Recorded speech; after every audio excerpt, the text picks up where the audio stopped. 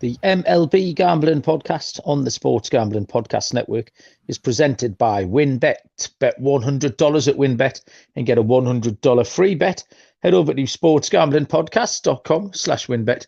That's sportsgamblingpodcast.com/WYNNBET to claim your free bet today. Welcome, everybody, to the MLB Gambling Podcast on the Sports Gambling Podcast Network. My name is Malcolm Bamford. I am very unfortunately back in Newcastle upon Tyne on the northeast coast of England. Today is September the 15th, Thursday, I think. Yes, Thursday, just checked with myself. Tomorrow's game's Friday, September the 16th. We are here to handicap a full slate of all 15. You'll have to forgive me. I don't know whether I'm coming or going still. What I do know, one constant here on the SGPN is the machine, Mr. Munaf Manji. Munaf, how are you doing? I'm doing great. Great to have you back, Malcolm. I see you made it back home in one piece. I don't know if you didn't make it to Vegas, and I guess we can say in one piece, but that's a story for maybe another time. Or you already told the story, but we've had the story once. Yeah, glad to have you back. Yeah, we've been grinding along with a combination of myself, Dylan, and Noah. So it's been a pretty good week of at least winning bets. So hopefully we can carry that to close out the week. Excellent. And we have a third wheel tonight, and that is Mr. Noah Bennick. Noah, what's happening? Oh, he's on it. Yeah, he's gone already.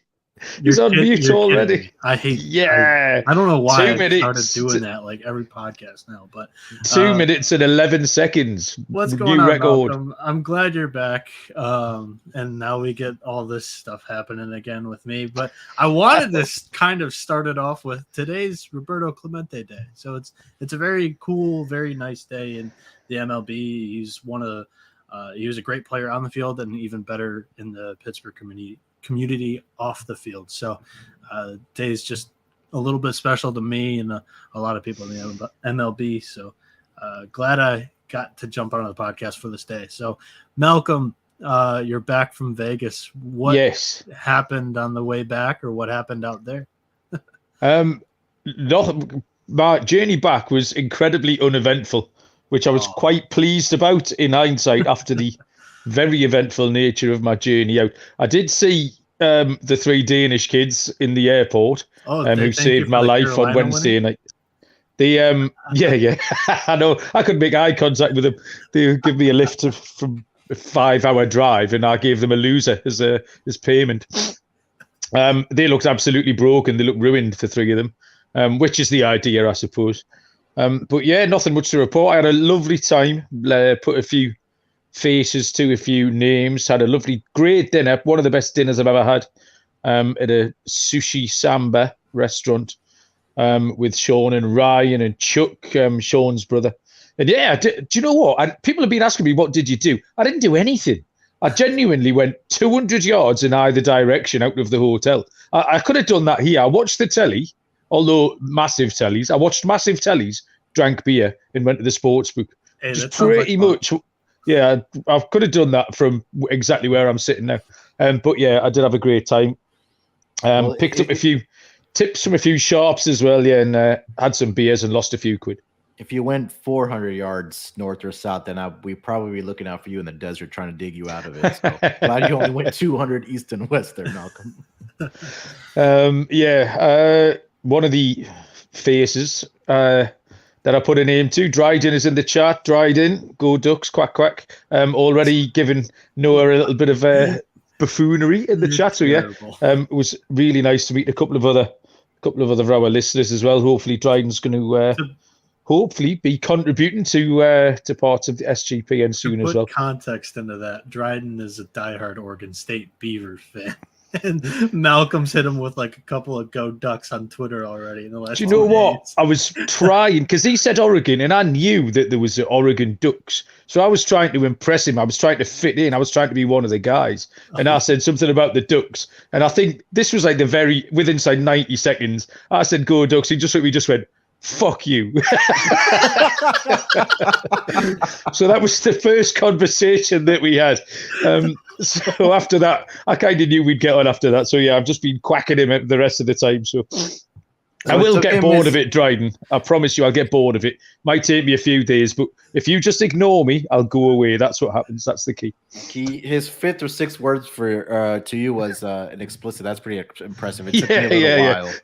He got his message across, though. I kind of understood where he was coming from. He cut to the chase. So that was that. Yeah, I enjoyed MLB. Do you know the one difference?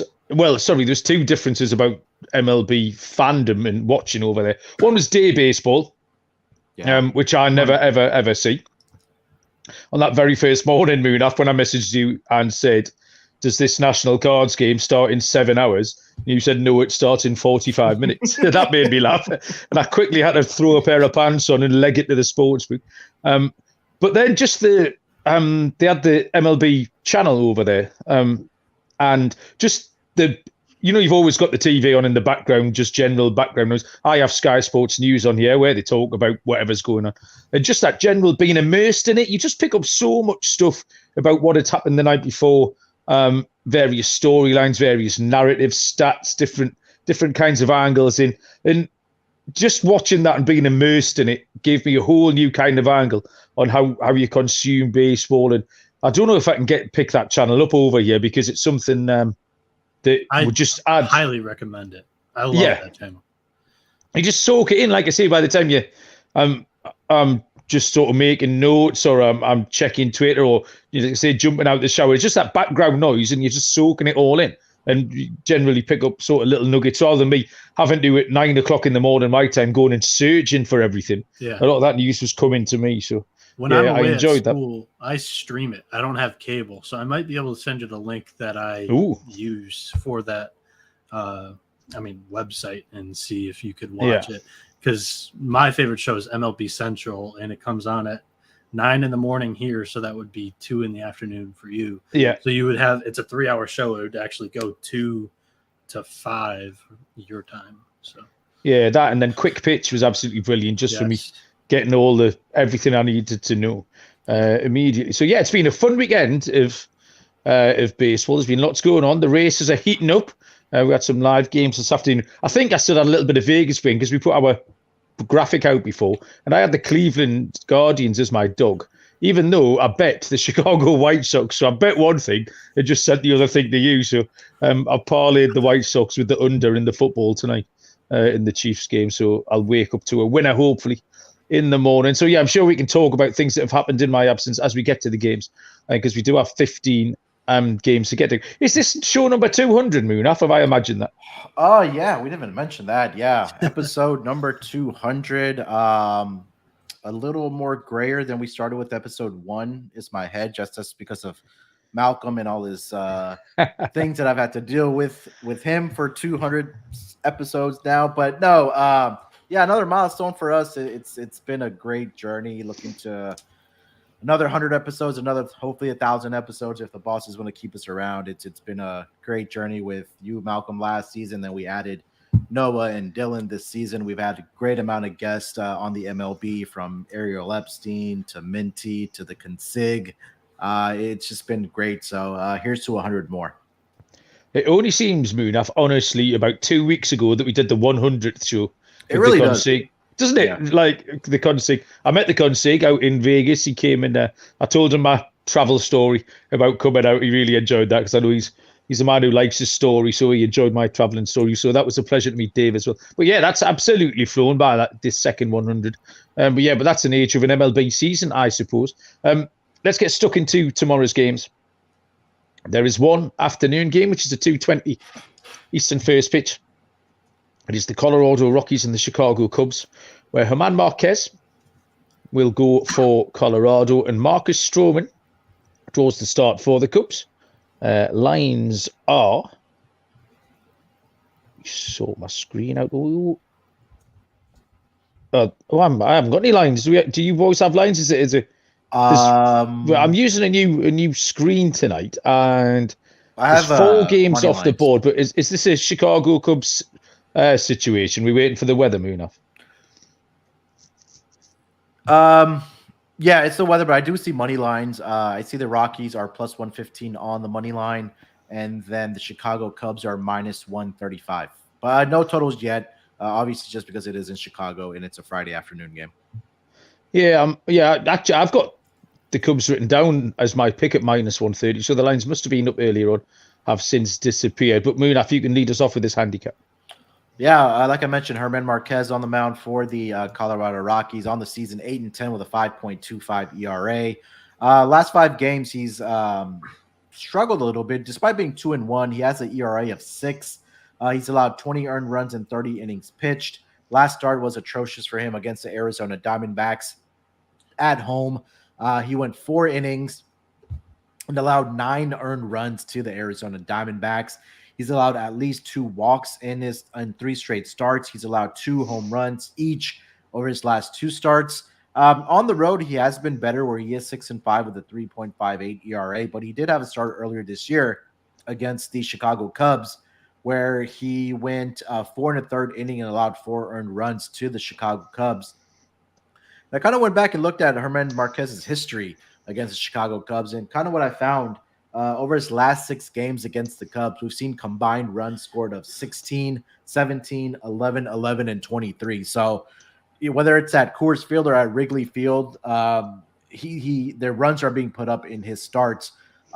We talked about Marcus Stroman a lot on the show throughout the season, a pitcher that we want to back when he's on the road, but at home this season, 0-5 with a 7.11 ERA. Has been better over his last 2 starts, his last 5 starts, where he's 0-2 with a 3.77 ERA. But he did struggle against Colorado earlier this season. In 4 innings, he allowed 5 earned runs. So I really couldn't come down to a side here. I am seeing the wind is going to be blowing out to left field about 8 to 9 miles an hour. I think this is going to be another game where we do see runs being put up. So wherever that number comes out, if it's at 9.5, 10, I do like the over. I think we see plenty of runs being scored in this game. Noah, we'll move this on to you. So an interesting handicap. I saw it from I want to get the name from the Discord channel, but he's from Chicago, and the Rockies were in Chicago in a 2-game series against the White Sox, and they had a day off in Chicago. Then now we'll play the Cubs. And typically, like in the city like Chicago on a day off, you can normally get lost in some fun. I like the Cubs in game 1 here, this series, and I'm going to go see if I can find the name that said that in the Discord channel. So are you claiming that the Colorado Rockies have been on one in Chicago? Is that your handicap? Yeah, just a little bit of fun on Thursday night. That's all right. Yeah. Why not? It's not like the professional sports people at all. And it's awful too. It's like Thursday night's your night off, and then you're the first game of the MLB slate the next day. So yeah, I've got the Cubs written down on minus 130 here, just for a couple of reasons. I think Stroman's struggles at home more coincided with his struggles generally. I'm not sure it was a whole road thing. I just think he was struggling. And Moonaf pointed out that he has been better recently. So with that recency and the Rockies on the road and Marquez in general just aren't very trustworthy. It's just about the limit of the prices. I had it written down at minus 130. Moon, I've seen a minus 135. And it's around about the limit is what you would back them as. And the Cubs they've just swept the Mets as well. So yeah. I think the Cubs have had a day off today. So yeah, they'll be bouncing. There'll be a little bit of momentum to take into this early tomorrow. So they could get this done early, I think, tomorrow. And I'll take the Chicago Cubs. So the name in the Discord channel from Chicago that said that is Meat Hook 13. So Meat Hooks. That's where my analysis comes from. Meat Hook has been a regular around the Slack channel and the Discords, and I think he's been popped up in a couple of fantasy leagues I've played in as well. So yeah, sharp minds. 7:05 Eastern. First pitch is the Miami Marlins at the Washington Nationals. Jesus Luzardo goes for Miami, and Jojo Gray is on the hill for the Washington Nationals. Lines for this one. Right. I'm struggling here with these lines, boys. Hang on. Which are you looking for? The Miami-Washington game. Yeah, Miami-Washington. I haven't got that on the board there's either. No lines yet. All right, okay. Good. I thought I was going slightly mad on that one. Okay, no, we'll throw this across to you. Miami at Washington. Yeah, Miami, the Marlins, they're 3-7 in their last 10 games. And the offensive hot streak of scoring 5 or more runs for the Nationals is over. Miami's traveling from Florida up to DC here for this game or this series on the weekend. Miami's Jesus Luzardo takes the mound. He's 3-7 on the year, 3.81 ERA, 85 strikeouts, 30 walks in 75.2 innings pitched this year. He has a 4.91 ERA in his last 5 games and a 2.58 ERA on the road. Going up against this Washington squad, Josiah Gray is on the mound, 7-9 with a 5.06 ERA, 145 strikeouts, 60 walks in 131.2 innings pitched. At home, his ERA is 6.48 on the year, and he just hasn't looked like himself or the previous Josiah Gray that we saw in the first half of the season. Since the All-Star game, he just has not looked that good. So I'm going to be on the Miami money line here. That's my favorite play of the game, but you could also talk me into the over here as well. Munaf? Yeah, I mean, Josiah Gray's been one of those pitchers that we've talked about a lot about his splits, right? At home at Nationals Park, 2-7 with a 6.51 ERA. He has struggled over his last 2 starts, but they were against better offenses, which were the Cardinals. He gave up 4 earned runs in 3 1/3, then 6 runs to the New York Mets in New York. I want to look at the WRC plus numbers here for left-handed pitch or for the Nationals against left-handed pitching here. And like Noah mentioned there, that run of scoring 5+ runs or even putting the runs up has kind of slowed down for them and kind of regressed here. Washington against left-handed pitching over the last 2 weeks, number 23 in WRC plus. They're team strikeout percentage about 20.1. So I think this is a good spot here for the Miami Marlins. Josiah Gray has also struggled against the Miami Marlins this season, 0-2 with a 5.24 ERA, 13 earned runs allowed in 22 innings pitched. And in both of those games this season, the Miami Marlins ended up scoring, let's see here. He's actually faced him 4 times this season where he's 0-2, 5.24 ERA. So he's allowed at least 3 earned runs in the full starts. Marlins money line here for me as well. Probably look at their team total here as well, Malcolm. Yeah, I just had to have a quick check on Josiah Gray's game log. I think he was one of the bets I won last week. I think by Friday I was doing okay, and then over the weekend it went downhill fairly rapidly. But I got Josiah Gray, and I just remembered that they'd beaten the Nationals. I assumed he had a good performance, and actually he didn't go that well. But somehow the Nationals put up 11 runs. Won that game 11-6. I had this down as the under just because how weak the 2 offenses have been. Like you say, Noah's pointed out that the Washington had that little purple patch of scoring 5 or more runs. That's dried up a little bit. And Miami, if they score 2 runs a week, or if they have one night a week where they score some runs, that's pretty much it. The total, we haven't got any lines on this one. I mean, this will come. I haven't seen a Marlins game that's over 7.5, so it'll be maximum 7.5. I would have thought, but I can see this dipping under. But it's not a strong lean. I just don't trust either offense to put any runs up on the board. And Luzardo's capable, and I do like Josiah Gray as well. 7:07 first pitch is the Baltimore Orioles and the Toronto Blue Jays. This is a game that is off the board, so we can maybe have to skip through this one. Jordan Lyles is the pitcher for the Baltimore Orioles. And is his name Matt Hatch for Toronto? Thomas. What's his Thomas Hatch? Who I've just seen the moon. I've just alerted to me that Thomas Hatch was pitching for the Toronto Blue Jays. So I've got no lines on this at all. Even Jordan Lyles was he only came on the board a couple of hours ago. Originally, they had Austin Voth going, who pitched 1 inning last night.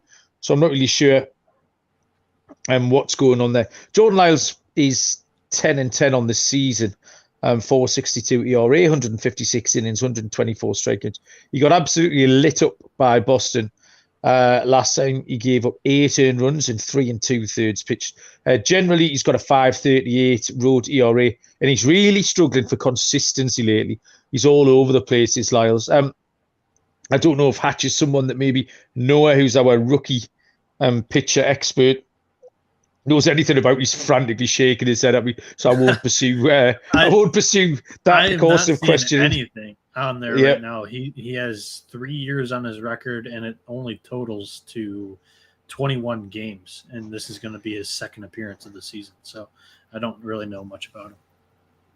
I do think that Baltimore have kind of just starting to fall away. I think they might have a poor end of the season now. I think they've used up a lot of energy getting into a competitive position, really outperformed what they were going to do. And I think they might just go over the cliff. Baltimore could be a fade for me between now and the end of the season. Don't know what price Toronto will be tomorrow. So yeah, with no lines, I've got no other leans other than I'm not hugely keen on either Baltimore or Lyles. Moon, after you have anything to add on this one? I'll add this. Thomas Hatch, or is it Thomas Tuchel that's pitching, Malcolm? Thomas Tuchel. Well, he's got nothing else to do. Yeah, he's been sacked, hasn't he? Yeah. He did have one start earlier this year for the Blue Jays against the Tampa Bay Rays. He went 4 2/3 innings. Malcolm, I'm gonna put you on the spot here. How many earned runs do you think he gave up in 4 2/3 innings? 12. 10. Oh, not 10 bad. earned runs and 12. He did give up 12 hits, so you hit that one on the nail there. So, yeah, I think they're just gonna bring them back up, maybe be a spot start or something like that, but no other information. And also, Noah, have you anything to add on this one? No, I didn't know he had faced Tampa Bay earlier this year and given up 10 runs. So I don't know. I just think Baltimore might be able to scratch this one across. Who knows? Okay. The lines that we are fetching out for you are coming from our headline sponsor at WinBet. Now is the perfect time to join WinBet, and new customers get $100. Bet 100, get a $100 free bet. The WinBet Casino is open 24 hours a day. You can get a 100% deposit bonus up to $1,000. Plus, WinBet has their own same game parlay feature. Click on the game you like, select, build your own bet, and start building a monster parlay. Loads to choose from. Head over to sportsgamblingpodcast.com/winbet so they know that we sent you. That's sportsgamblingpodcast.com/WYNNBET to claim your free bet today. Offer subject to change. T's and C's at winbet.com. Must be 21 or older and present in the state where playthrough WinBet is available. If you are someone who knows a gambling problem, call 1-800-522-4700. The Elias Sports Bureau as well. Fantastic new facility for us to use here. The NFL season is underway, and the Elias Game Plan app is the place where you'll get all your stats that you need on NFL as well as NBA, MLB, etc. You'll know the Elias Sports Bureau, who are the official statisticians of US pro sports leagues, including the NFL. The app gives you player news, expert game analysis to help you set your fantasy lineups, things like that. And then you get all the player injuries, impact reports, loads of different things. So for the NFL season, the Elias Game Plan app, you need to download. It is ELIAS is the spelling there. You'll get a 14-day free trial of a monthly subscription, only if you use our promo code SGPN. So find the Elias Game Plan app in the App Store or Play Store and use our promo code SGPN. And finally, Fubo TV. If you watch football, you do need Fubo TV. Complete coverage of all college and pro football, along with NFL Red Zone. Games are in 4K. You get over 100 channels of live sports for a fraction of the price of cable, and there's no contract, no commitment. You can cancel at any time. Try Fubo TV free for 7 days.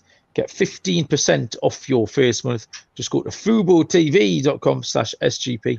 That's FUBOTV.com/SGP. Next up is the New York Mets at home to the Pittsburgh Pirates. This is a 7:10 Eastern first pitch where Mitch Keller will go for the Pittsburgh Pirates, and Taiwan Walker is on the bump for the New York Mets. Lines are the Mets -260, Pittsburgh Pirates +237. Total here is set at 7.5. Mitch Keller 5-10 on the season, 4.01 ERA, 137 innings, 115 strikeouts. Taiwan Walker is 11-4 on the year with a 3.48 ERA, 134 2/3 with 106 strikeouts. Keller has been pitching well, say it quietly. He's only given up 2 earned runs in his last 19 innings, including 6 scoreless against the Mets, tomorrow's opponents, on the 6th of September. Overall, he's got a 4.09 road ERA, which isn't horrible. Taiwan Walker has been okay. He's been a little bit better than average, and the pretty representative. His line that I gave you out there, that 3.48 ERA, is pretty representative of what you get from Taiwan Walker. He's given up a 370 in his last 5, 364 at home. He played in that same game against Mitch Keller on September 6th. Gave up 4 earned runs in that game, over 5 innings. It was a game that Pittsburgh won relatively comfortably. I just think at this point in time, having been swept by the Cubs, and maybe the nerves are getting to New York a little bit. You can't, I don't think, sensibly put any money behind the Mets in this position. The Pirates have won 4 in a row. New York Mets, a little bit twitchy. I'm going to take the Pirates here at a big price. Give me the plus 237 on Pittsburgh. No, are they your boys? Are you co-signing this one? Yeah, I'm co-signing it all the way. Today, they were my dog. I think the way I'm going to handle this is, as the sky seems to be falling over there in Mets land, every price here with the Pirates is going to open up at plus 200. It's pretty much going to be the same kind of strategy that I've had in Toronto series when they're just a little bit overpriced against some of these big dogs. I'm going to put like a half unit on each game. Hopefully the Pirates can steal one and make a profit in the 3 games. Yeah, absolutely. I remember you doing that when Kansas City went to Toronto earlier in the season and came out well ahead. Munaf, is it a team ride on the big dog? You kind of have to, right? I mean, the Mets are just absolutely struggling right now, and it's crazy to see how bad it's been for them. I mean, there's no way right now where you can put money on the Mets right now after getting swept by the Cubs. I mean, God, that just kind of speaks volumes to me. But you nailed it that Mitch Keller has been really good over his last 5 starts. He had a great outing against the Mets, and Taiwan Walker had struggled against the Pirates as well earlier this year. So the only direction I could put money is on the big dog price here. I think there's value there. This is going to be super ironic, but let's hit it. There you go.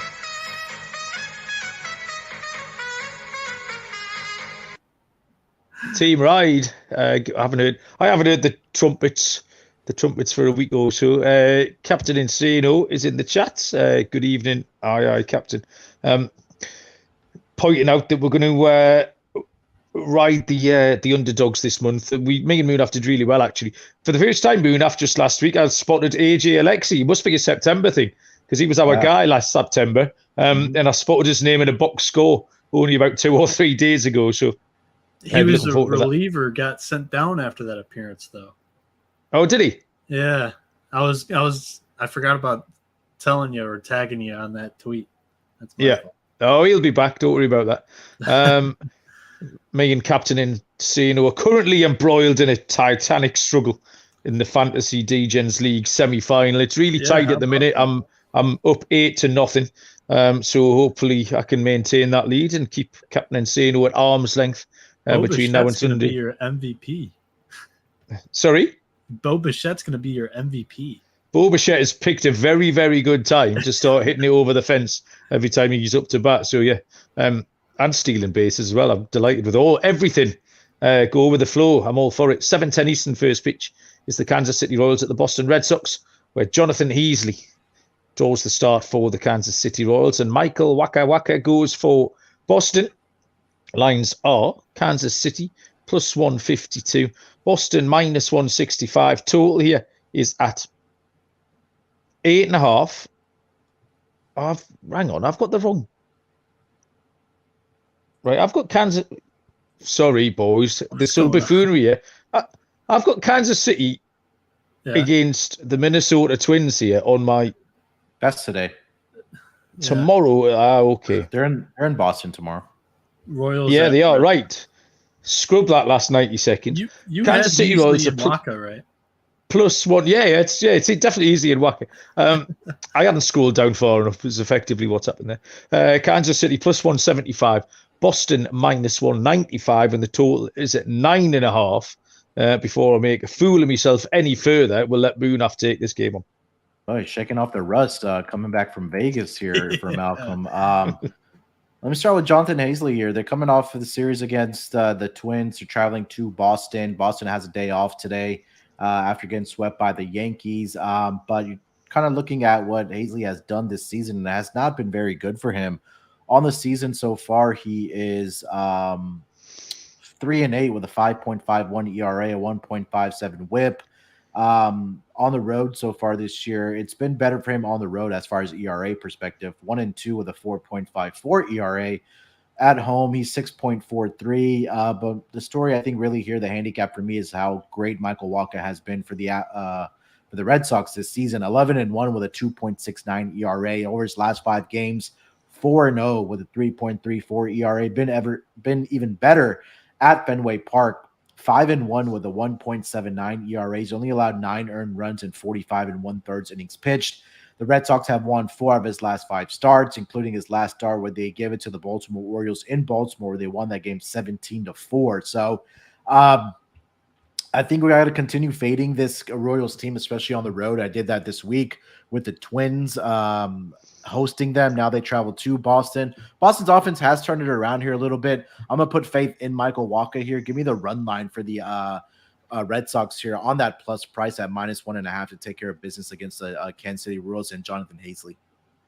Yeah, I'll jump in there, Moonaf, because I've got the exact same pick. It's actually taken me a little while to come round to Michael Wacha. I kind of wasn't trusting him, although he was putting up good numbers, and I hadn't put an awful lot of faith in them. But I think he's done it as enough times for me to turn that around and be able to pick him here tomorrow. And I just think he's as an MLB at the moment. Faded him last week. I think it was against the Tigers. Again, another one of my rare daytime winners. When I was away, I think the Tigers put me away relatively easy. So yeah, Boston will do that. I did have this down earlier on at +105. So there's been a little bit of money on it. It's now got to -105, but still a decent price. So Boston run line for me, Noah. Yeah, that's going to be the play here for me too, guys. It's pretty simple handicap for me. Is Wacha is a much better pitcher than Hazley. Hazley's been one of my favorite, just pretty much auto fades. My question here, I guess, just to add more conversation, Munaf, when does or if does this Boston lineup or team mail it in? Because it seems like they're at a distant, they're trailing by quite a distance behind the Orioles and the Rays for that wild card. And while their offense has shown signs of life, they put up 17 against Baltimore the other day.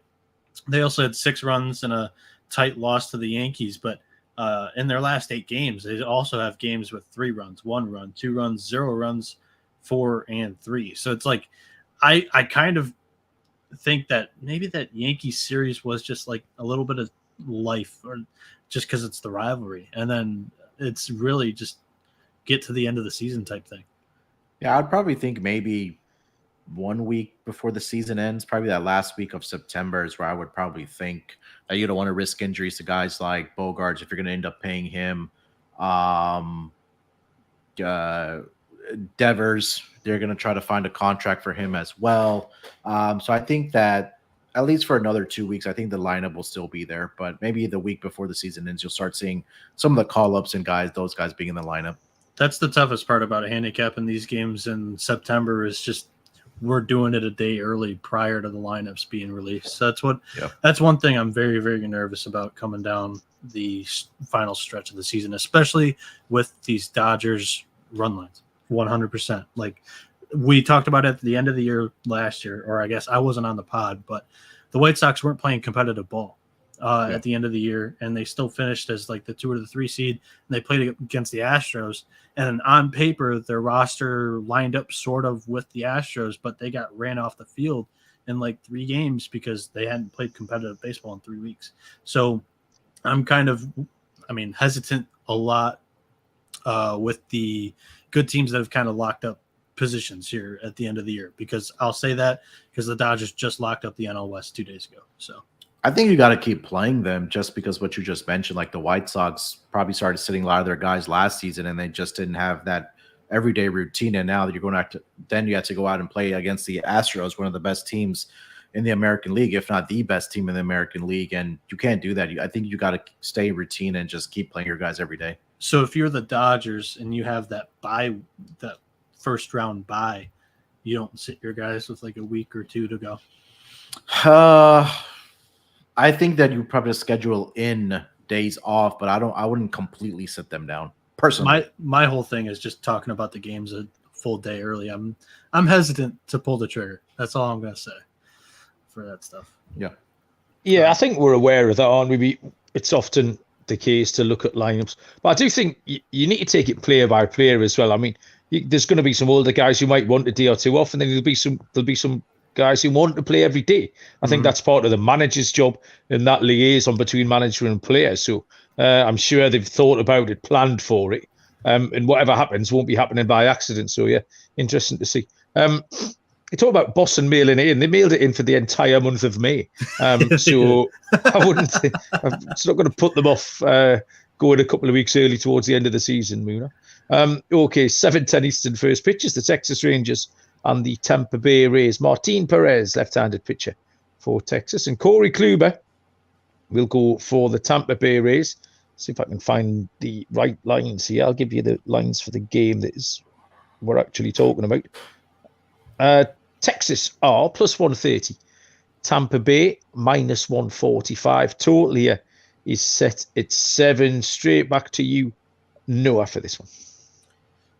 So Texas, they're traveling in to Tampa Bay on an off day. Tampa travels from Toronto back to Florida, where they lost 3 of 4 against the Blue Jays, and they're 2-6 in their last 8 games against Toronto and the Yankees. After the Toronto series, the Rays trail the division by 7.5 games, and they've fallen to the 3rd wild card spot with a 4-game lead over Baltimore. These games against Texas are actually like the easiest games left on their schedule. They need to be winning some of these this weekend. It's going to be tough, though, with Martin Perez on the mound on Friday. He's 11-6 this year with a 2.77 ERA, 156 strikeouts, 57 walks in 172 innings pitched. He has a 2.72 ERA in his last 6 games and a 2.64 road ERA. For Tampa Bay, Corey Kluber goes. He's 10-8 with a 4.36 ERA, 122 strikeouts, 18 walks, 142.1 innings pitched. He got bombed in his last start for 6 runs before the second inning even ended by the Yankees. Does he bounce back? I don't know, and I trust Perez a little bit more than Kluber right now. And the Rangers' offense has actually been better than the Rays recently, so I'll take the Rangers on the money line here. Okay, so we've got a bit of a dog play there from Noah. What do you make of Corey Kluber after that last start, Muna? Yeah, getting a little bit of fumes here to kind of close out the season here. Noah mentioned it. He didn't get out of the first inning against the Yankees.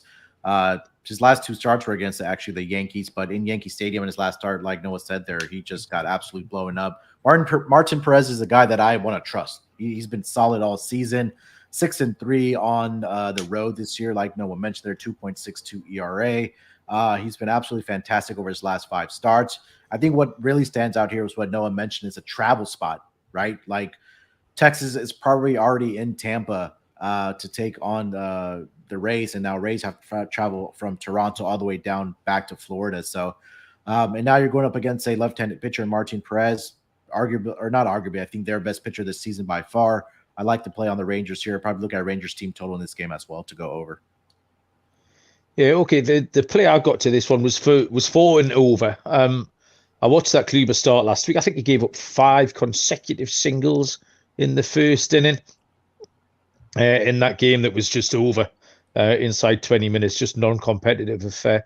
Yeah, Kluber just seemed to be tired. There's a couple of pitches on this slate that I looked at, and I just thought they were tiring. But there's another one we're going to come to in a little while. So yeah, 7 I thought was just a hair too low here. I think Tampa Bay is still fighting. They're just busy wrapping up a win in Toronto 6-0 as we speak. That game's in the 9th inning, so they're still fighting. If they can put up 2 or 3 runs tomorrow, I do think Texas could get to Kluber and hopefully contribute to that total going over 7. I want to mention this too, by the way, with the Rays offense, we all know that like they don't really rely on that home run, and Perez does not give up many at all. So that is something to look at here. Is he's a pitcher that likes to pitch to contact, and the Rays want to hit for contact, if that makes any sense to the listener. So it kind of plays into them, but the travel spot's huge. I like Texas. Yeah, so Johnny Junt, a friend of the show, yesterday claimed that Tampa Bay were a circus act, which I think is kind of what you're alluding to, that they sort of want to cobble together runs rather than hit them over the fence. No House Advantage is a new sponsor here on the MLB Gambling Podcast. No House Advantage, changing the game by offering the most dynamic fantasy sports platform available today. Play in pick-em contests versus other people for a shot at winning over $250,000 in cash. Download the app, choose a contest, select your player props, and earn points for correct picks. You can climb the leaderboard for your shot to win big money every day. You can also test your skills versus the house and win 20 times your entry if you hit all of your picks. You can bet on up to 5 player props or individual player matchups across all major sports. If you use the code SGPN at nohouseadvantage.com or download the app to get a first deposit match up to $25. Make sure to check out No House Advantage today. Experience daily fantasy sports redefined, because it's not just how you play, but also where you play, and you won't want to miss out on this. Promo Guy is the best place to go if you're interested in plus EV betting strategies to make consistent betting. Daily updates on odds boosts and huge cash bonuses from all the major sports books. The Bet Tracker shows an average return on investment of 25%. And they've got a VIP Discord group that puts even deeper plus EV analytics right at your fingertips. The daily promo updates have been really informative lately. They don't just tell you what team is probable to win, but where you'll get the best odds. And that's absolutely crucial to make your betting dollar go a little bit further. If you go to promoguy.us, check out the 100% tracked, transparent, sound like Billy, and proven method for being smarter. Once again, with promoguy.us, you get consistency, and consistency gives you profit. And finally, Sleeper, the fastest growing fantasy platform with millions of players. I had a decent week in fantasy last weekend. All my leagues on Sleeper. The over or under game, which they introduced, is still flying along. It's the first sports contest game, which is integrated into your fantasy experience. So if you like a player prop, you can just click on that little symbol that you get next to a player in your fantasy team, and you can take the player prop and win anything from 2 to 20 times the money that you put in. The thing to do here is go to sleeper.com/SGP. Sleeper will automatically match your first deposit up to $100 if you use the promo code SGP. That is sleeper.com/SGP for your $100 match deposit. T's and C's apply. See Sleeper's terms of use for details. We continue with a 7:10 Eastern first pitch between the Minnesota Twins and the Cleveland Guardians. Officially Minnesota TBD. I think it's Chris Archer going for the Twins, and Tristan McKenzie draws the start for Cleveland. Are there any lines on this one? I'm not seeing any lines on this, boys, at all, which will be because of the TBD situation with the Minnesota pitching. Chris Archer, I will go along and handicap because I think he is the guy to go. 2-8, 4.56 ERA, 102 2/3 and 84 strikeouts. Tristan McKenzie, 10-11 with a 3.05 ERA, 165 1/3 with 159 strikeouts. Archer's struggling. Archer's the second pitcher that I think is they're just about to put him away, I think. Like we just talked about Corey Kluber being fatigued. I think Chris Archer, he hasn't gone long all season. We've mentioned this a lot. He never goes past 5 innings. You get 4.1, 4 2/3 out of him. So yeah, he has faced really tough opposition as well. He hasn't drawn an easy start for ages. But yeah, that's just one of those things.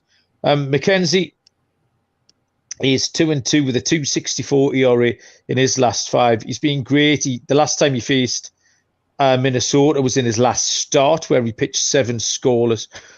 Cleveland have continued to surprise me, continued to be competitive. I know they got shellacked a little bit by the White Sox this evening, but I've kept a close eye on Cleveland, and nothing they do at the moment looks fluky at all. I think they're going to stay competitive. I think they could take advantage of Archer. This would not surprise me if it was Archer's last start of the season, I'll be honest with you. And Cleveland can help edge him out of the starting rotation by smashing him up tomorrow. Give me Cleveland on the run line, whatever price that is, Munaf. Yeah, Tristan McKenzie did struggle early on against the Minnesota Twins, at least in his at least 2 out of the 3 starts prior to the last one, where he allowed 6 earned runs and 7 earned runs to the Minnesota Twins. But like you mentioned, his last start was absolutely brilliant. 7 shutout innings. He only gave up 6 hits, and he's been in good form over his last 5 starts, where he is 2-2 with a 2.64 ERA. This is a big series for both teams, right? We're talking about the AL Central division battle here. So I think they're playing 5 games in 3 days, if I'm not mistaken. So this is going to be a big series. I lean with the Guardians here in this first game with McKenzie on the mound. If it is Chris Archer, I just don't trust him enough to, number one, go, like you mentioned, 4 or 5 innings in this matchup. And, against the Guardians this season, Chris Archer is 0-1 with a 4.50 ERA in 2 starts. So let's go with the Guardians here against the Minnesota Twins. Noah? Yeah, so I see they play each other 4 times in the next 3 days for the Twins and Guardians. These 2 pitchers in specific just faced each other on September 10th, where, like Munaf mentioned, McKenzie went 7 innings. He gave up 6 hits without a run, 5 strikeouts, 2 walks. Archer got booted in the 2nd inning after giving up 2 runs on a home run. So my feeling is pretty much the same as when we talked about like the divisional future stuff. I think the Twins are just kind of going to bow out of this AL Central race soon enough. I think it's going to be between the Guardians and the White Sox. I have the Guardians winning this game, guys. 7:10 Eastern first pitch is the Chicago White Sox at the Detroit Tigers. Lucas Giolito is on the mound for the White Sox. Matt Manning gets the ball for Detroit. Prices are minus 150 on the White Sox. Detroit are a home puppy at plus 135. Total here is set at 7.5. Munaf, any love for a home dog here? Not sure. Again, we just talked about how, or what just Noah said, that this division is probably just going to come down to the White Sox and the Guardians. And the White Sox picked up a huge victory in that makeup game against the Guardians earlier this afternoon on Thursday. It does make me nervous that Lucas Giolito has struggled over his last 5 games, where he is 1-3 with a 6.31 ERA. He's allowed 18 earned runs in 25 2/3 innings pitched. They've lost 3 out of his last 5 starts. And against the Tigers this season, he has struggled, where he has 9 earned runs. 9 earned runs in 17 2/3 innings pitched. Matt Manning, we were talking about him, I think maybe last month. Noah was on his strikeout props. I think this was probably a month ago. He has also struggled against the White Sox in 1 start, but it's a very small sample of 5 innings, so 4 earned runs and 10 hits. 2-2 over his last 5 starts with a 4.21 ERA. He's faced the Royals in back-to-back starts, where he has given up, at least 2 earned runs in both of those starts. Did struggle against the Mariners, 7 earned runs. And I think that the White Sox know that if they're going to be in contention for this division, you have to beat up against the lesser opponents in this division like the Tigers are. So I'm going to go with the benefit of the doubt. I'm going to go with the White Sox here reluctantly to get this job done against the Tigers in this series, or at least game 1 of this series. I thought there was just enough in this to take the over. I had this down at 7 earlier on. It's moved to 7.5, which is a bit of a shame. But yeah, the White Sox are staying competitive. I think they could do something similar tomorrow than they did to Cleveland today. Cleveland had a spot start as the Gaddis went. So I think that was a good spot for Chicago to take advantage. But Matt Manning and Giolito, I think, can both contribute here. 7 was too low. 7.5 hasn't helped, unfortunately. But I'll stick with it, and hopefully we can see a few runs from either team, and this will go over. Quick lightning round. Does the NFL game tonight start? How many minutes does it start in? 2 hours. 2 hours from now? Yeah. Okay. 2 hours, 20 minutes.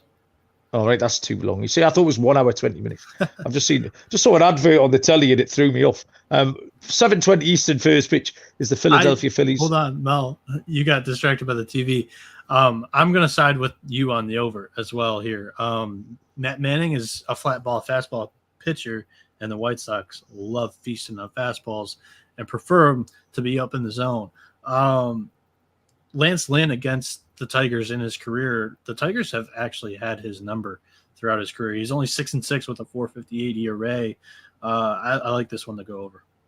Okay, sorry about that. No, I didn't mean to cut you off. I could have sworn we'd started that game with you. So where we at 7:20 pitching matchup of the night here is the Philadelphia Phillies at the Atlanta Braves. Left-handed pitcher Ranger Suarez will go for the Phillies, and Max Fried will be on the hill for the Braves. The Phillies are plus 155. The Braves are minus 170, and the total is at 7.5. And we'll come back to you, Noah, to lead us off. Yeah, so this one's going to be fun. Atlanta, they're coming off an off day, and Philly, they are on a 7-1 stretch in their last 8 games, and they come to ATL from MIA. Philly, Ranger Suarez, he's 9-5 on the year, 3.62 ERA, 114 strikeouts, 50 walks, and 134.1 innings pitched. He has a 5.46 ERA in his last 4 games, and they're all against some mediocre or bad offenses: Washington, San Francisco, Arizona, and Cincinnati. And then you look at Atlanta's starting pitchers, Max Fried, their ace.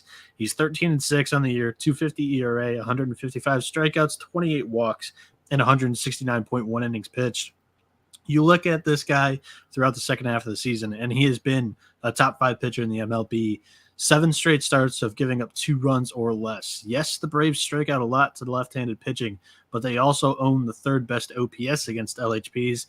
That's a 793 OPS, and the Braves bullpen is a full ERA point better than the Phils. I like Atlanta minus 1.5 and take their team total as well.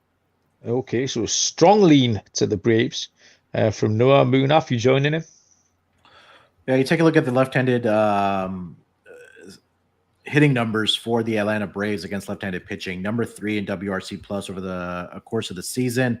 Filter that down to the last 2 weeks. They are, let's see, number 17. So has dipped over at least over the last 2 weeks compared to the season long here. But I think this spot where Atlanta, I think I agree with what everything Noah just said there. I think that you probably want to take a look at Atlanta's team total in this game. Also lean and actually will be betting the Atlanta Braves in this game. Mostly Atlanta Falcons, Atlanta Braves in this game against the Philadelphia Phillies.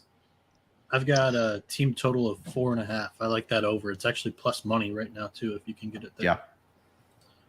Yeah. Okay, interesting. I think for me it was enough to trust both pitchers here. Ranger Suarez has been great, and the Phillies are going along quite nicely. I think the Braves are kind of due a bit of a bounce back. They've been scuffling along between themselves and the Mets. They just keep handing that division backwards and forwards to each other. Totally, I was set at 7.5. I do like Atlanta a little bit more. I've got a decision to make whether to play Suarez tomorrow in that game against Captain Insano. The only thing it's going to cost me, I think, is strikeouts. And I can afford to give away one category because I've got the lead in 8 of them. And I don't want Suarez to get blown up, and Atlanta could do that. So I think I might sit Suarez tomorrow and play it a little bit safe. But apart from that, I do trust him. As counterintuitive as that sounds. So I was leaning towards the under here at 7.5. Next up, 8:10 Eastern first pitch. The Oakland Athletics and the Houston Astros, where Adrian Martinez will go for Oakland. And JV is on the mound for Houston. The lines are Oakland plus 300.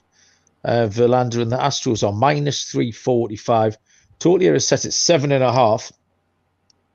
Martinez 4-4 on the season, a 5.59 ERA, 38 2/3 pitched with 31 strikeouts. Justin Verlander is 16-3 on the season. He has a 1.84 ERA. This is Martinez's 4th start back in the rotation. He got smashed last time, but actually his 2 starts before that were decent. So I think the last start he had kind of clouds his figures a little bit. I think it would be easy just to put this into auto fade for Oakland, and I'm not sure that's really the case. Verlander, you know exactly what you get from him. It was the White Sox who smashed Martinez up last time, by the way. I was just trying to remember that. We know exactly what we're going to get out of Verlander. I know it's rule number 1 of Noah's betting philosophy. And because of that last start of Martinez, I think the number could be inflated here. Not expecting Oakland to score many, if any, runs at all. And I think Martinez can hold it. I'd rather take the form of his 2 decent starts rather than the last one, which was horrible. So I'm going to take another under. I've got unders all over my card tonight. And I'm going to take another under here at 7.5, Munaf. Yeah, I mean, Verlander has just been lights out all throughout the season, but at home at Minute Maid Park, 8-1 with a 1.90 ERA. 2 starts this season against the Oakland A's, 13 innings pitched. He's only allowed 3 earned runs to the A's in those 2 starts. And I kind of want to see what the final scores have been in those games, like you mentioned about the under in these in this game here, Malcolm. So back on June 1st, that final was 5-4. And then the other game, let's see, July 16th, that ended up in a 5-0 victory for the Astros. So I think that maybe if you want to play an under, you're right. I think that Oakland A's probably won't be able to score very many runs. Maybe take a look at their first 5 innings, team total under or full game under. Yeah, that 5-0 win, that was the kind of thing I was thinking might be the outcome tomorrow. Noah, we've just talked about your JV philosophy. So how do you dress this up tomorrow and come to a pick? Yeah, we I mean, all season long, I really haven't faded Verlander in one game, because I always joke around and say that's like my number 1 betting commandment. Also on that commandments tablet is you're cautious backing a guy off the IL, and especially with Verlander coming off Tommy John, they're going to want to get this guy into the postseason. They're not going to mess around against the Athletics. I think he gets 5 innings and he's done. I think they go into that bullpen and the Athletics might be able to scratch a couple of runs there.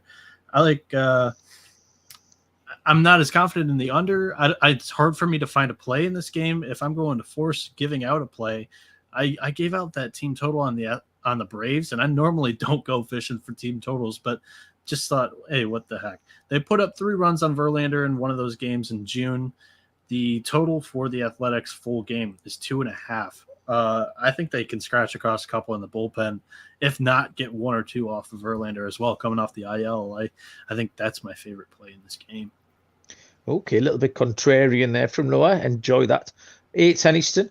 First pitch, the New York Yankees at the Milwaukee Brewers. Frankie Montas is going for the Yanks, and Adrian Hauser for the Brewers.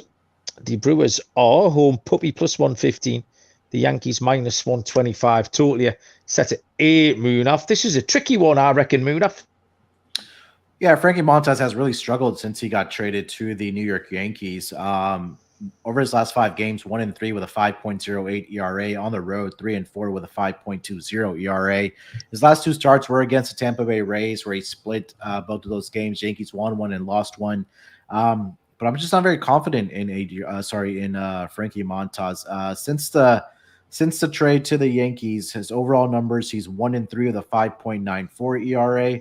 I guess we can compare that to him changing ballparks, right? Oakland A's, I think I've said this before on the pod, is that in Oakland, a lot of foul territory, pitcher's ballpark, we can say. Now you go to Yankee Stadium where it's a hitter-friendly ballpark, and he struggled, right? As well as on the road. Adrian Hauser, 6-9 on the season with a 4.61 ERA. Last 5 games, he is 2-1, but he has an ERA of 5.09. At home is where he has definitely been better, where he's 3-4 with a 3.21 ERA. But now you have an offense like the Yankees come into town where it seems like they've turned it around. It hasn't been Aaron Judge just trying to produce the runs by himself. It's finally been a collective team effort. And there has been flashes of Aaron Judge hitting balls over the fence for them, but I think this is a little tricky for me. I kind of want to attack the total in this game at 8. I think that number is a little conservative here. I think the Yankees can, get to Hauser. I think that the Brewers can get a couple off of Montas as well. Looking at WRC plus numbers here against right-handed pitching, Yankees are, let's see, over the last 2 weeks, Give me a second here. It's loading. Yeah, Yankees are number 5 in the entire league against right-handed pitching at 126. And the Milwaukee Brewers do struggle a little bit. They're at number 22, but I think this number is a little conservative for me. I'm going to go over 8 in this game. So Moonaf takes the over. Noah, what you got? So I'm not afraid to take the over. I think I like Milwaukee on the money line a little bit better, though. They're 5-2. They're, I guess, in a little bit of a hot streak right now. They took advantage of a series against Cincinnati, but they also pounced all over Jordan Montgomery in St. Louis, putting up 8 runs in that game. It really surprised me because I loved that Cardinals money line play that day. I think we could get one of those sporadic offensive outbursts by Milwaukee in this game as well against Montas, who struggles on the road. This Yankees team in general struggles on the road, only a 37-34 record compared to a 50-22 record at home. And this Milwaukee Brewers record at home is great at 39-27 compared to their losing record on the road at 37-40. I feel like this is a nice spot for the Brewers to go up against a guy that we're just not really confident can go out there and pitch consistently well for a team that really needs them right now. Yeah, 100% agree with everything you said there, Noah. I'm going to take the Brewers as well at plus 110. This for me, plus 115. This for me just came down to, I could have taken either side. So it was the prices that convinced me. I wanted to find the better price. Sometimes it comes down to the value. And at that plus price, home dog against a pitcher who has been struggling, I'm perfectly happy to take a plus 115 price here on the Brewers. 8:15 Eastern first pitch. The Cincinnati Reds at the St. Louis Cardinals. Cincy are officially TBT. I've got Justin Dunn. I had him too. Okay, so that's good enough for me. And Jack Flaherty will go for St. Louis. The books must be happy it's Justin Dunn as well because we do have some lines. The Reds plus 237. The Cards minus 265. Total is set at 8, Noah. Yeah, I'm double checking the book right now to see if, it's still Justin Dunn. He was confirmed on MLB.com and now they pulled his name, which is usually a telltale sign that he's not going to pitch tomorrow, which is really weird. But we'll go with Dunn against Flaherty. But honestly, there wasn't really much to pull from either guy's resume so far this year. Both small sample sizes, but let's get into some trends. The Reds, they're on a 6-game losing streak. They're 5-11 in their last 16 games. And the St. Louis Cardinals, they couldn't be more on the other side. They're 15-5 in their last 20 home games. They're 12-5 straight up in their last 17.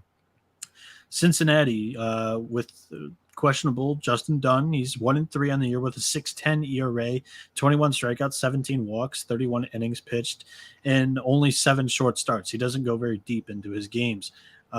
Jack Flaherty, he's 0-1 with a 3.60 ERA in 2 starts, and they were both against the Nationals and the Buccos with 6 strikeouts, 5 walks, and 10 innings pitched. Honestly, I have not been impressed with Flaherty off of the IL against both teams that he faced were bad offenses, and he's had a walk in every other inning. So that really makes me nervous with Flaherty's return here. I'm not going to put my money on this game, especially not knowing if Dunn is going, but I'm not going to put money on Flaherty until I see this, the old Flaherty. And I think the Cards offense, if you really want to play this one, I think the Cards offense and their arm burn is good enough to have Jack's back, but I guess my pick is the run line here against a bad Reds team, but I'm just nervous about the play. I don't really like it.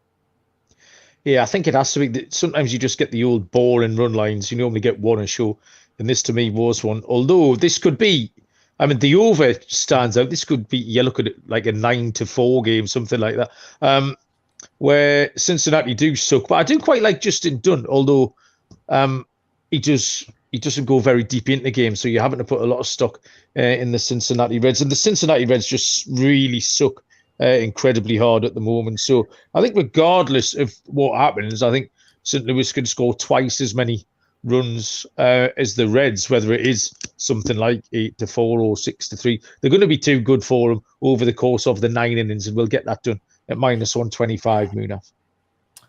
Yeah, I didn't have much for this game either.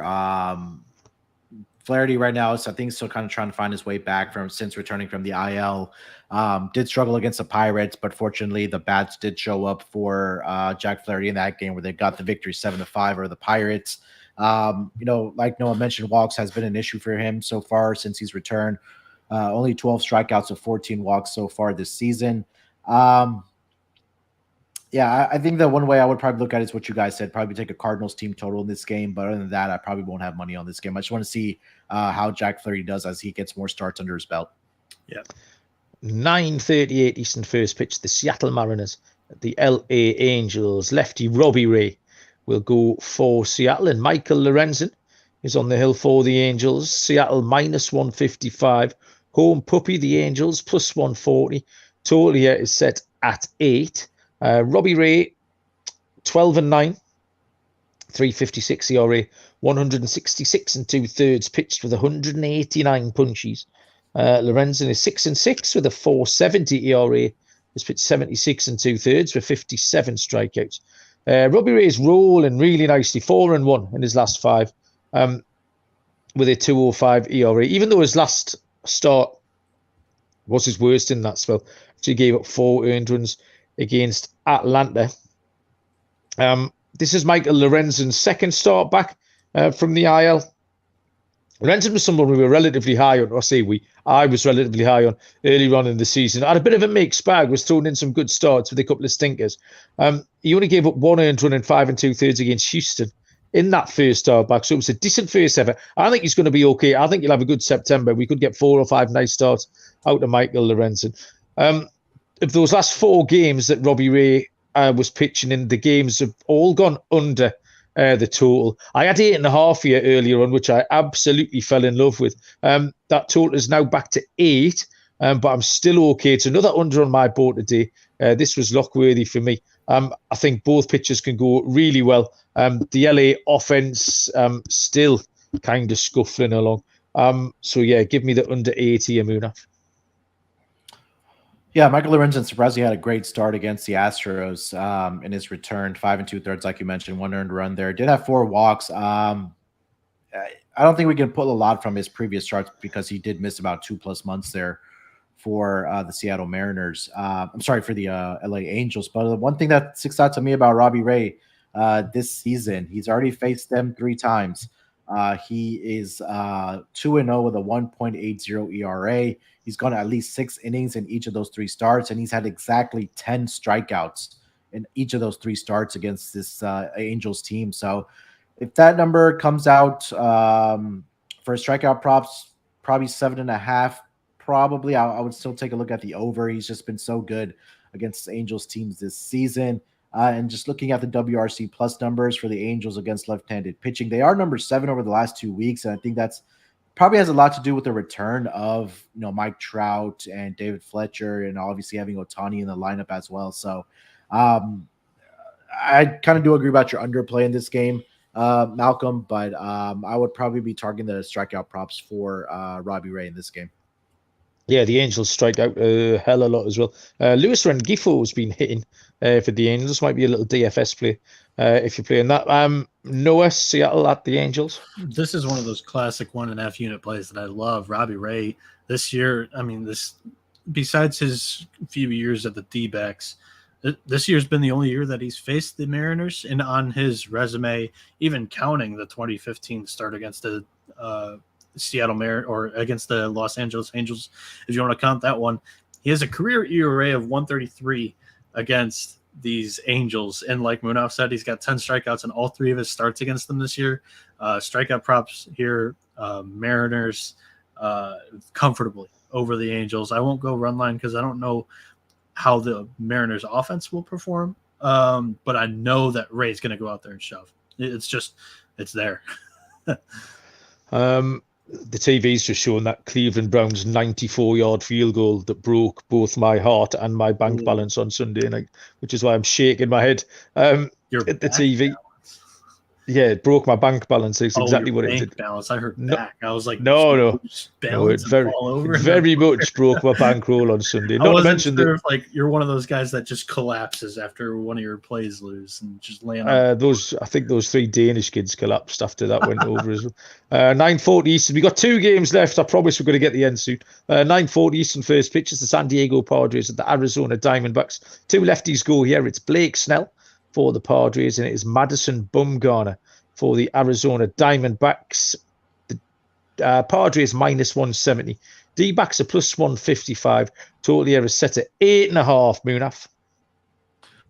Blake Snell is going to get the start here for the San Diego Padres.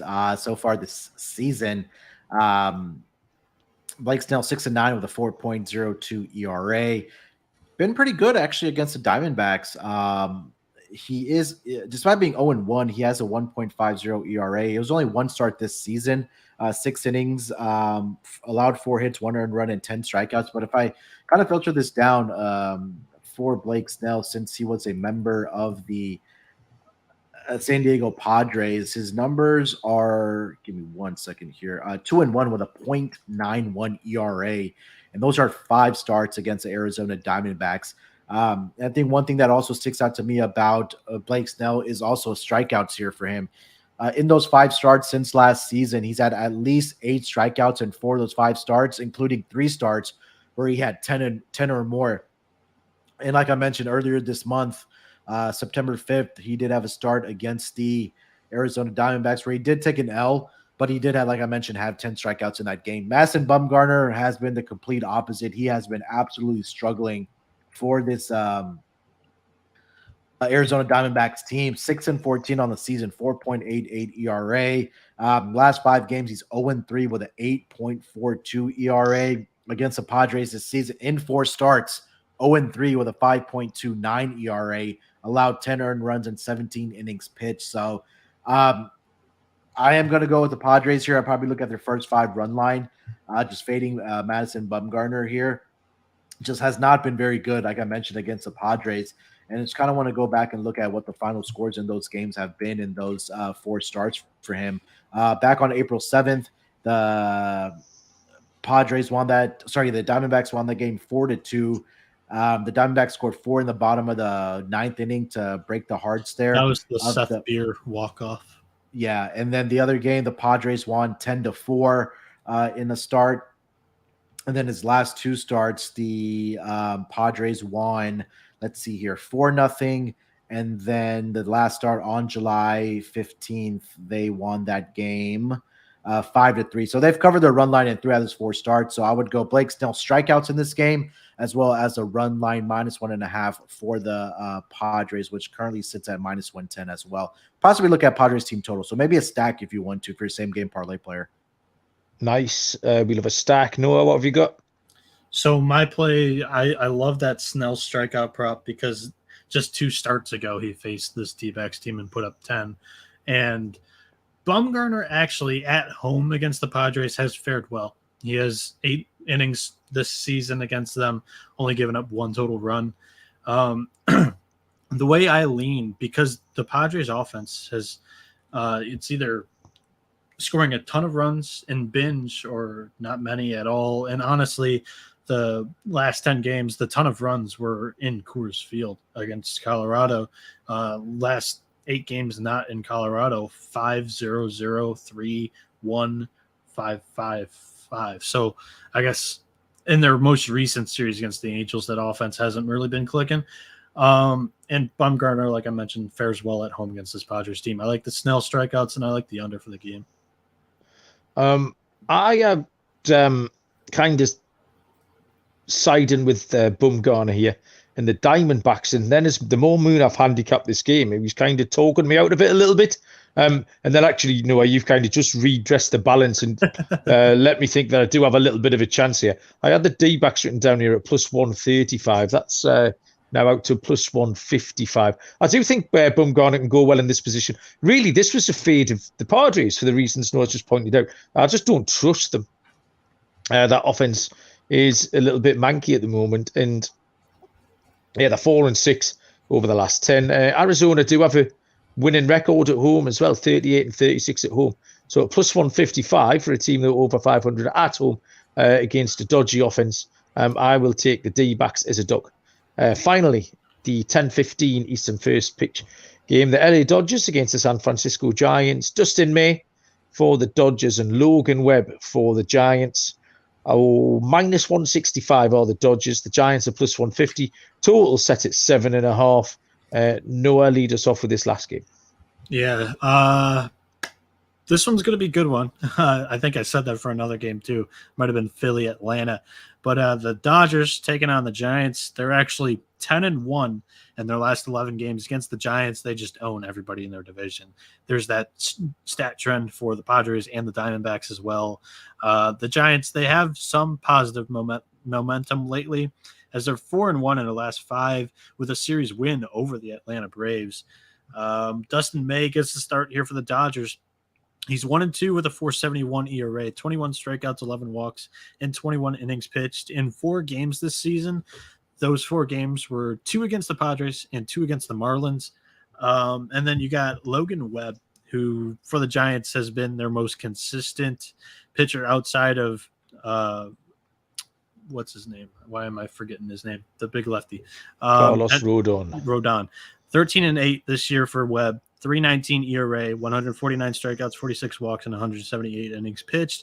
Logan Webb has a 2.74 ERA, but ironically, or has a home ERA of 2.74. But ironically, that's where his worst start against the Dodgers came this season, was in AT&T Park or Oracle Park or Candlestick, whatever they want to call it. It's Oracle right now. But other 2 starts Webb had against the Dodgers was a combined 2.25 ERA. He's been in great recent form with his last starts. He's had 6 strikeouts in his last 3 starts with a 1.86 ERA. I think this is an amazing spot for the Giants to pull off an upset as a dog for my favorite bet of this game.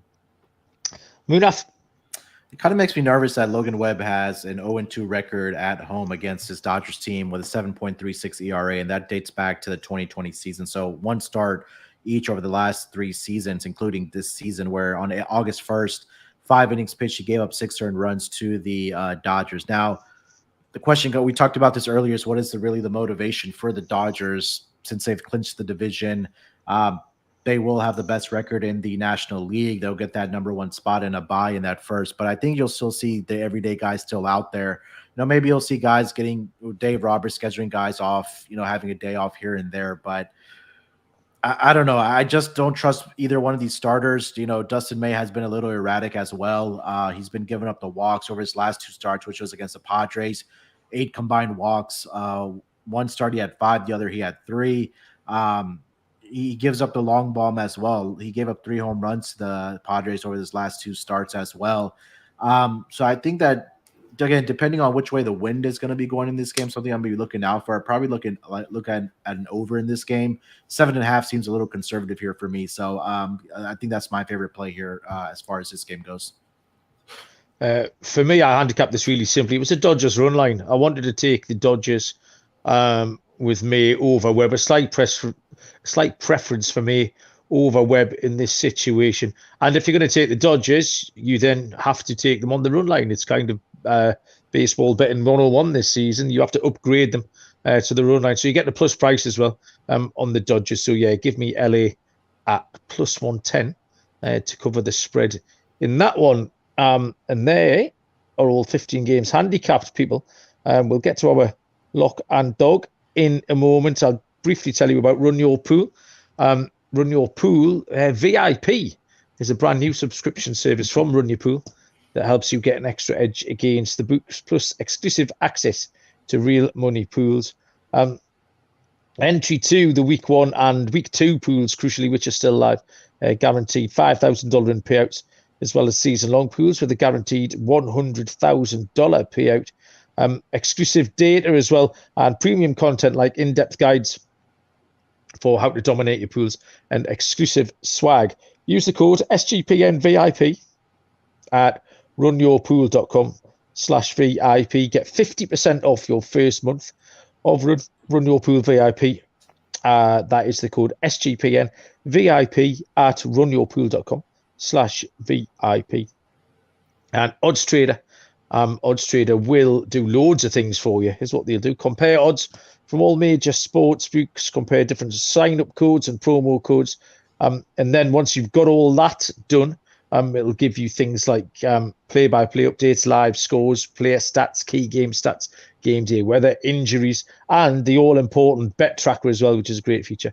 Oddstrader.com/Blue Wire is the #1 site for all of your game day bets, locks, and dogs. Then, kids, and we will start with Mr. Noah Bennick. What do you have for us? So I'm going to have a big card tomorrow, but honestly, I have 2 1.5 unit plays on the money line that are above -150, and actually the rest of them are plus money bets. So I think my lock for the podcast, at least until these K props, I like Robbie Ray and Blake Snell for the day. Those are going to be minus money, and probably my lock on the Lock Dog graphic tomorrow. But for today's podcast, let's do the Atlanta Braves -1.5 plus 135 as my lock. They have the better bullpen in this game, which is a full ERA point better than the Phillies. They have the better starter in Max Fried, who's been one of the best pitchers in the second half of the season, going up against Ranger Suarez, who's a lefty, and they have the third best OPS against left-handed pitching in the MLB at 793. So I love the Braves in this game. I like the team total, which was plus 105. I'm also going to be on that as well, but that's not going to be my dog. My dog, just a money line outright play, is going to be Texas against the Tampa Bay Rays. I think this is a nice travel spot that they catch Tampa in. Texas got here early. They have a day off in Tampa Bay, and Tampa Bay is traveling from Toronto. Martin Perez is on the mound against Corey Kluber, and we've talked about Kluber maybe just mailing it in or just being fatigued here at the end of the season. He's just not been in great form. I trust Perez way more than Kluber to get this W, and look for the Rangers scratch out a couple of runs and win this one in a close, low-scoring game. So take it away, guys. Yeah, you made a great case for Texas there, Noah. I've got a feeling that Munaf seriously considered that for his dog as well. Yeah. There's not much else I like. I mean, I do like the Red Sox on their run line, but it's. I'm pretty sure that's going to shift to at least a minus 105 price by the time the game comes around, and probably higher. But if you want the Rangers, I can switch. I can go to the Pirates. I loved Mitch Keller in his history against. Oh, Malcolm's waving his hand. Jump in, give Noah your dog by stealing mine. That's not how it works. I'll go double underdog here with Noah plus 125 on the Texas Rangers for everything that Noah just mentioned there. I'm not going to prolong it even more. For my lock, I'm going to go with that Yankees and Brewers over 8. I think that number is a little conservative here. I think that both offenses can get to the other pitcher. Yankees offense, the others are starting to contribute. And I think that the Milwaukee Brewers can get a few off of Frankie Montas and his struggle since he's been traded to the Yankees. So I'm sure that number is probably going to close at 8.5. So if you get this pot early, go ahead and lock in that over 8. I still like it at 8.5, but that's going to be my lock. Yankees, Brewers over 8. And then my dog, I'm going to go with Noah as well. Texas Rangers plus 125. I'll make my dog the Brewers. That was another one of the underdogs that I liked on this. Craig Counsell in September really shows his excellence. I think this is going to be a playoff team at the end of the month. Expect them to not throw to Judge. He will not beat them in this series, and that bullpen is bouncing back after what kind of disaster month August was. So this is one of the most trusted bullpens and most trusted managers. I like them to get a win in Game 1 against the Yankees. Yeah, I also did like the over in the Rockies-Cubs games tomorrow. The first game that we talked about, we're just waiting for that wind direction. And if it is blowing out, I think that we'll probably see 10-plus runs easy. So, again, check the graphic tomorrow, like Noah said. Big card. Big card. So my lock is a total. I've lost half a run off it since I handicapped it this afternoon, which is slightly disappointing because I did absolutely love. I've written the word love next to it. And it was the under 8.5 in the Seattle at LA Angels game. Robbie Ray's been bowling along great, and I do put a lot of faith in Michael Lorenzen as well. So although I do think Seattle will come out on top in this game, I'm expecting it to be relatively low scoring if Lorenzen can hold it together. So I'll take the under 8.5 if you can find it somewhere. might have to take an 8. And as we revealed earlier on with me waving my hands around, my dog's going to be Pittsburgh, plus 230. It's just a giant price. Mitch Keller's been in decent recent form. And the Mets, you can't say the same about. So, it's been upset after upset. And in the recent game where these two pitchers faced each other, Pittsburgh came out on top. I think it was 8-2 in that game. Getting a huge price. So give me Pittsburgh round about plus 237, I think it was. So I'll take a very live dog there. And that is that. That was a bit of an epic first show. It's always the same when there's 3 of us on in a full card. We struggle to get it down into anything less than 75 minutes. And I did bore you with a bit of Vegas chat at the top. And it was episode 200. So it was episode 200, yeah. So, yeah, thanks, everyone, for listening. Thanks for putting up with us for 200 episodes. And like Moonaf says, we'll celebrate when we get to 1,000. Noah, thank you very much for listening. What's your pick in the NFL tonight?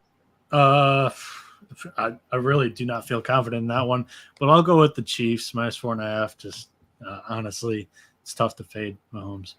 Moonaf, you gave me some right bum information on the NFL last week, but have you got something to make up for it? What did I give you?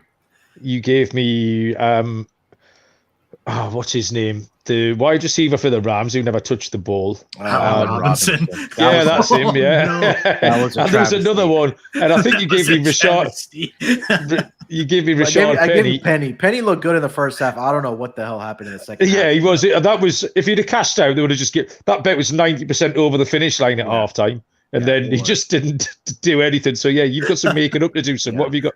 I'm going Chargers tonight. I think everybody is on the Chiefs here tonight. Surprised, I think not Mahomes. Herbert is undefeated against the Chiefs, so I think the books are definitely going to need the Chargers tonight. If you find that +4.5, I am taking the Chargers here tonight. I'm total square when it comes to NFL. I'll give you a college pick, Malcolm, if you're willing to play college. Though, I watched a lot of college last Saturday. I don't have a clue what was going on at any point. He's willing to bet on a pissing contest if you give it to him. Yeah, that is true. It's Central Florida, minus the points against Florida Atlantic. UCF, if you see it like that as well. All of the Go TCU Gators. guys. No, I'm a Gator guy, but they're the Golden Knights. Damn it! All One the of these TCU times. guys locked it. I love it as well. Central Florida just kind of pissed all over themselves in the second half and lost that game against Louisville. I think they bounced back against a weaker opponent. So, Malcolm, you're the football expert over there in Vegas. Anything you like? Well, I've got the unders tonight. I'm riding that Thursday night under trend, which I think is quite a strong trend. And I parlayed up with the Chicago White Sox who won earlier on. I had $100 ticket on Stanford last Saturday and lost it. I couldn't have gone. Didn't lose, as in won the bet, lost the ticket when I woke up on Sunday morning. So that was a bit of a kick in the pants. Chuck had turned me onto that one, Sean's brother. So, right. And also, I'd really like to go to bed. So we're going to stop this here. We're going to thank everyone for listening. Get over to the Sports Gambling Podcast for all your information. Enjoy the game. Thank you, Dylan. Thank you, Noah. Thank you, everybody else. We'll see you down the road. Cheers.